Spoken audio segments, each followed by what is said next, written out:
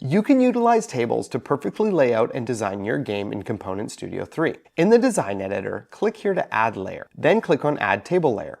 This will automatically give you this table that is the size of your design area and consists of 2 columns and 3 rows. This area here provides you with a visualization of the layout of your table and its individual cells.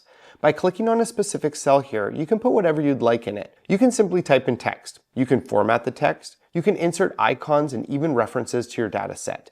And if you ever want to start from scratch, this Clear All Cells button does exactly what it sounds like it does. You can easily add and remove rows and columns by clicking on these Add and Delete buttons here.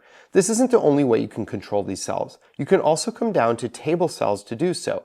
You can add or remove columns and rows here, and these tables can have a maximum of 10 rows and 10 columns. Column and row sizing allows you to adjust the size of the individual rows and columns. Since these are set at equal, both the columns and rows are evenly distributed. By selecting Manual here, I can input my desired size for each column one at a time, separating each with a comma. So here I could put in 100, 200, 300, and 75, and it would distribute these sizes across the columns. Also, using a 0 as one of these values just tells Component.Studio to use the remaining space. For example, with the rows, if I put 200, 0, and 300, the top row would be 200 pixels, the bottom 300, and the middle would take the rest, which in this case is 475. Moving along to text formatting, you can make adjustments to the text in the table, and any changes you make here will impact the entire table.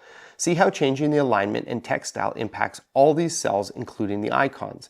The same is true for any adjustments you might make under Style Overrides and Advanced. Increasing the cell margin just draws in a margin within each cell of the table. The padding is similar, but it doesn't draw a margin, it just adjusts the gap between the cell outline and the contents of the cell. Turning on color cells adds in a color background to each cell, which you can change here and also adjust the opacity of right here. The stroke refers to the lines drawn by the table to create the columns, rows, and cells. It's currently black, but I can change the color here and also adjust the size of the border under stroke width. And these bottom 4 switches turn these various lines on and off. I'll turn them all off to demonstrate.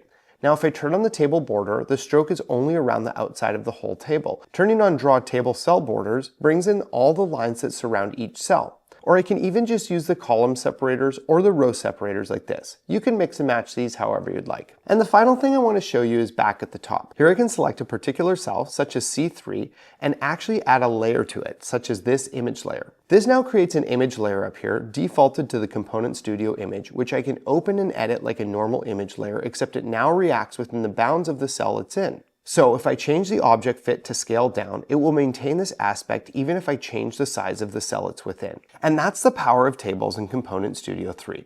Got questions? Join us on Facebook, Discord, Reddit, or comment below. We're here to help. This is Ryan Guerra with Component.Studio 3. All the best as you design your amazing game.